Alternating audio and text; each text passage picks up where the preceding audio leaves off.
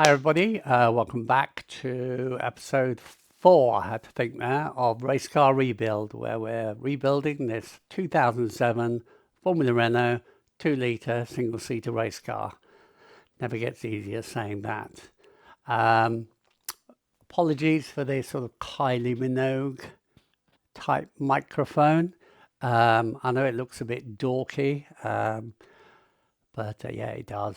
But it's actually a really practical solution when I'm bending down and getting in the car, and it stops all the rustling of my clothes on the microphone. So long as I don't break into I should be so lucky, I think we'll be all right. So what are we going to do today? We're going to finish off the heat shield material, put the new heat shield material on the back of the car. That shouldn't take too long.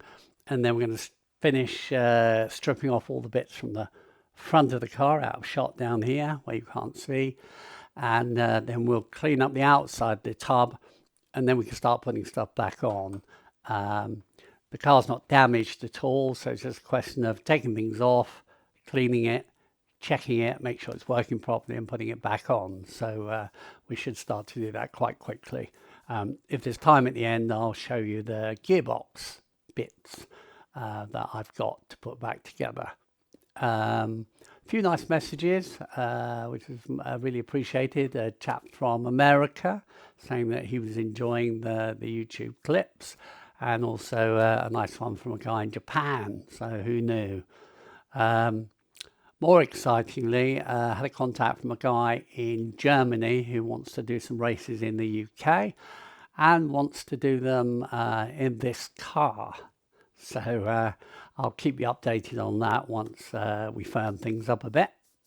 Motor racing, nothing's done until the paperwork's done, and like everything else, I suppose.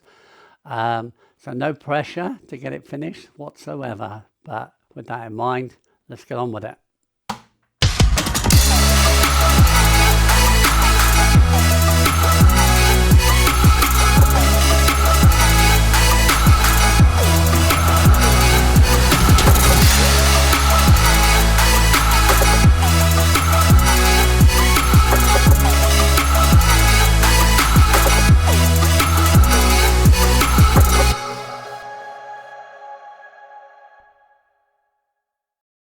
Okay, so we're ready to fit the new heat shield material. I've degreased this with some methylated spirits. I absolutely hate the smell of it, and I got a cough anyway, so if I start coughing, you'll know why. Now, if we were doing a Ferrari or a Lamborghini or a Ford Focus, we would just get some of this, cut it to size, to width, maybe push your hand on there, make some impressions, cut some stars, and put it on. Bosh, job done. But this isn't a Ferrari or a Lamborghini or a Ford Focus. It's faster than all of them. This is where the engine connects to the chassis. One here, one there. And then these in turn bolt to the engine. Now, unlike a normal car, the engine and chassis are bolted to each other. There isn't a cage as such for the engine to sit in, so it's part of the structure of the car. So it's vital that you do it properly. If the car falls in half at 150 miles an hour, you're going to kill someone. At worst, at best, this will be moving around, and it only needs to be moving a mil or something. And if you transmit that back out here, that means the car's moving. Sorry, not the car. Beg your pardon. The wheel is moving 10 millimeters, so your suspension geometry is off. And that's what this business is all about: is small increments. Your job is to check everything, assume nothing. So with that in mind, we're going to take these studs out, all of them, and we're going to look at them and we're going to check them. You're probably all going to hate me by the end of this, because nobody else can make a 20-minute video about a stud. Well, I suppose somebody could, but not the sort of one we can show on this channel. But so let's do that. I don't know if I'm going to speed it up. Maybe I will and maybe I won't. I'll play it back and we'll have a look at it. Now, I could get these off here with a pair of pliers or mold grips, but I'm not going to do that. We're going to use a thing here which is called a stud remover, and it's got some sort of little grips in there that go onto the stud. Wiggle it on and out they come. Easy as that. Let's see. So that's binding a bit.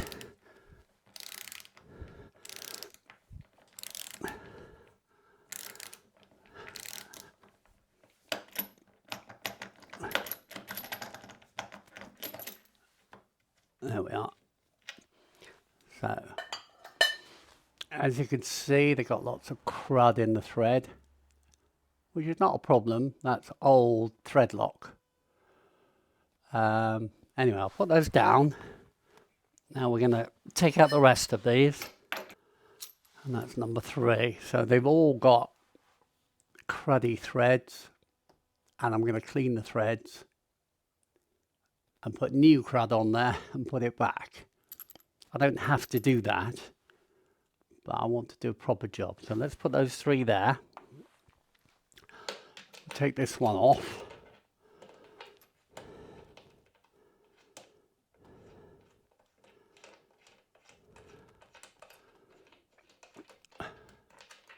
Put that on the floor.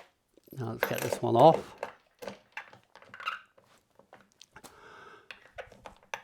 Now, I could have left these on here and nobody would be any the wiser. But either me or somebody else is going to be doing 140, 100 mile an hour, pulling 2.5 Gs around a corner. And the only thing between them and a big accident is having the engine and chassis connected to each other. And I take this one out, and what do I find? Can you see this? So unless this is a metallic equivalent to a banana, it's bent. Let me show you one that isn't bent versus one that is bent.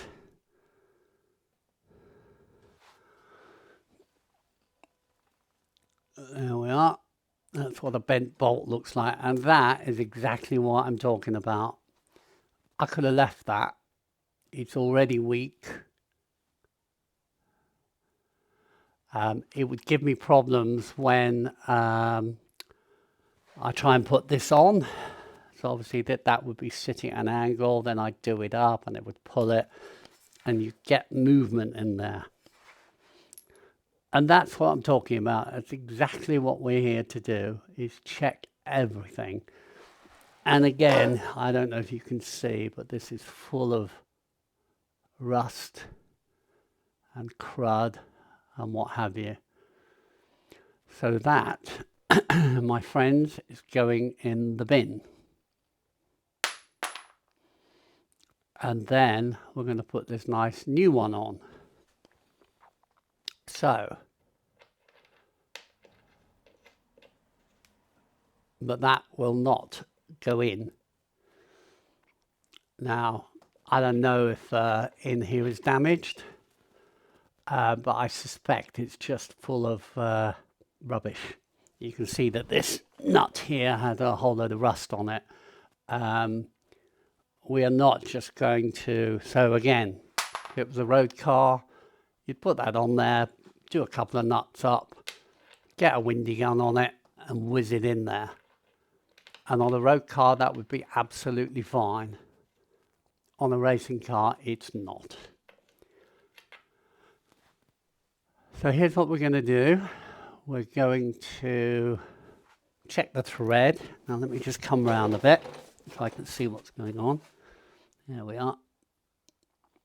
This is a thread checker. Now there's all sorts of sizes in here. Obviously I've done this one because I know it's the right one. So let me show you that if I can. There we are. You can see my bitten nails. Disgusting. There we are. So that is, let's have a look, it's a 1.5. So this is an 8mm 1.5 thread. Now, I want to clean that out. I could put a wire brush in there. I can see just by looking down there, there's all sorts of crud in there. It's not very nice. I'm going to try and show you that as best I can there. I don't know how well you can see that. Not very well, probably. There. It isn't very nice in there, trust me. So we're not just going to put this back or force it in there. We're going to clean it. Now, I have my way of doing it. Maybe other people have other ways of doing it. I don't know. But I want to... Oh, sorry, there's one other thing I didn't tell you. I've noticed that these two studs, that one here and that one here, which should be the same, are different. Can you see? This is the right one, which is bent, and that is the wrong one. What they've used is one of the ones that go down here and put it up there because they didn't have the right one. So they would have been the wrong lengths. So just here alone, you've got one bent stud, that's the wrong one, whoops, and the threads are buggered. Not buggered, they're just dirty. Are you allowed to say buggered on YouTube? I don't know. Does it beep it out? I don't know, we'll find out. I found this on the web. Shut up. So here we go. Now, if I was doing a road car, I'd be walking away from here making a cup of tea by now. So there's our bent one. I don't want that anywhere near me. I'm going to put that over there. Now, this is obviously a 1.5, 8mm tap. Now, I had better be damn sure that I'm right. Otherwise, I'm going to be cutting a new thread in a insert that's bonded into the chassis, and that is going to cause me nothing but trouble. I'm not using any power tools because I want to be whizzing that through. And also behind here is the fuel tank, which I can actually feel with my finger down here. I can see all the way through. So what I'm going to do, I'm not too worried about it because we are replacing the fuel tank, but nevertheless, now I can see in here, and I know that roughly speaking, it's that the thread is that long, so that's taking me sort of a third or so the way up the thread. I don't need to be super accurate, but I just need to be careful. Preferably, I'll be doing this by hand, but it might be just too... I just want to show you. You're going to get so bored with this, aren't you? I've switched off by now. But I just want to show you that I cannot thread that in there. It just binds. That's it. That's as far as it goes. So I know that either the thread is damaged, which I don't think it is, or it's full of rubbish. Now that's as far as I can go with that. So I am going to use a little hand tool.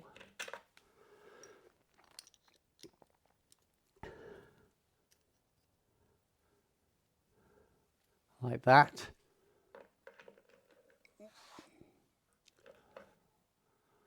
And I'm just very, very, very, very gently going to move that in, turn it back, move it in, and turn it back. I could just turn it, no problem, but I'm not going to do that because this is like critical.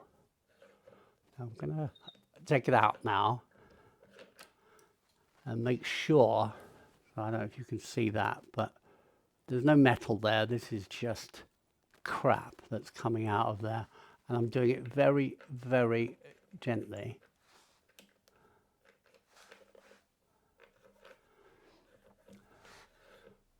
Like that. Hardly using any pressure whatsoever. And I'm turning and back, turning and back. Now I could speed this up. If I'm feeling kind, I might do. But I probably won't. I'm trying to get across to you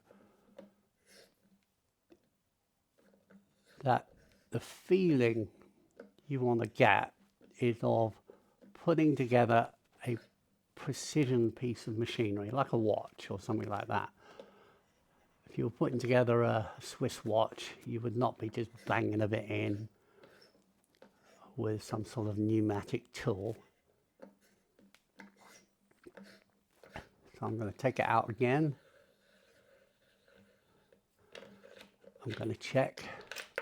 Whoa, I want to see what's on here. There's no metal on here. It's just crap that's coming off the threads, which is what I want. So being really, really careful, just getting the airline, blowing all the debris out of the hole, and just really feeling what's going on with my fingers there. See, I can feel the thread, slowly working it backwards and forwards until I work my way down the thread. I just really cannot afford to make a mistake here. And then once I can feel that the thread is clear all the way through, it's ready for the stud.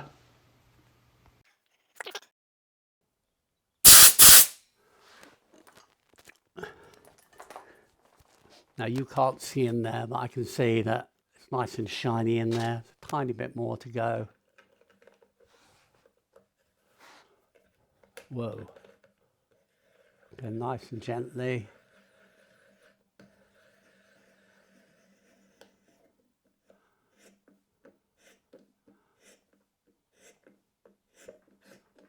Nice. Yeah, I can feel that. I just felt when it came through on the other side by just a few seconds, a few millimeters.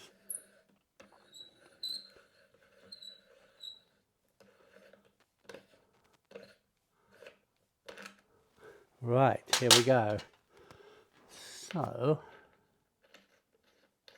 look at that. Now this is a new stud, so look.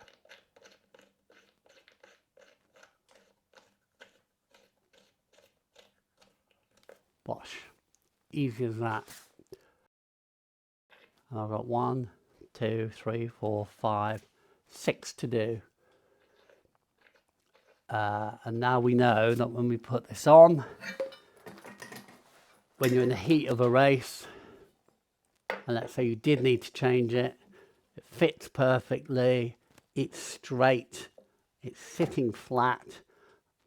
So had I done that other one up, the sort of bolt would have been sitting like that, which means I would have had to tension it to sort of get it to bend round and all sorts of rubbish. And imagine you had something like that there, something here, something there, something there. It's all incremental, and what you end up with is a crap car. And possibly, or certainly a dangerous car.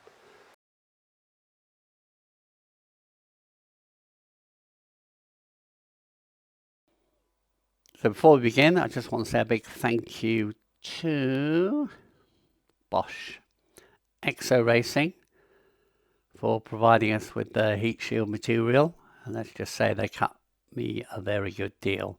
So they specialize in performance parts for Japanese cars like street racers, dragsters, things like that.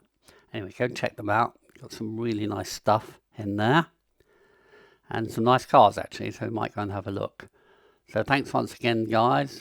Mention our name if you do go online. Say where you saw their advert. It all helps. And let's get on with it. Here we go. So cut off the excess, top and bottom. And then I just peel off the backing paper and then stick it on the right-hand side there. And just slowly working my way across. Make sure that we don't get any air bubbles trapped in there because that's tricky. And then when we get to that sort of break line there, we're now working upwards, same system, making sure not to get any air bubbles trapped. Then cut out the hole there for the fuel tank access panel and then trim it round with a nice, really sharp knife. Put it on, smooth it all out. Stage 1. So now on to stage 2, so it's just trimming and tidying up.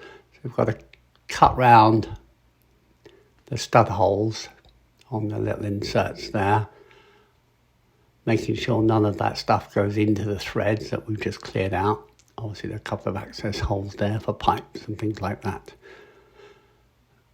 A couple of screw holes there. And then we're going to start trimming up on the right hand side with a straight edge. I've already scored it, so we're going to start trimming that up. Getting a really sharp edge on that corner there. You'll notice along the top when I pull it across, some of the paint comes off about now, but I'm not too worried about that because the roll hoop sits on there and that will obscure it. And then working its way down around the corners, that's stage 2.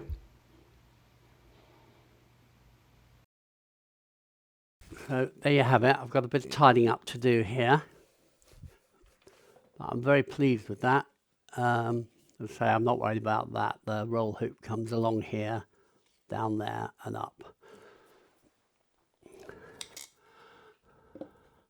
Just put that back for now, just get out of the way. There you have it. I'm really pleased with that. I think it was the right decision to bring the gold up to here. Well,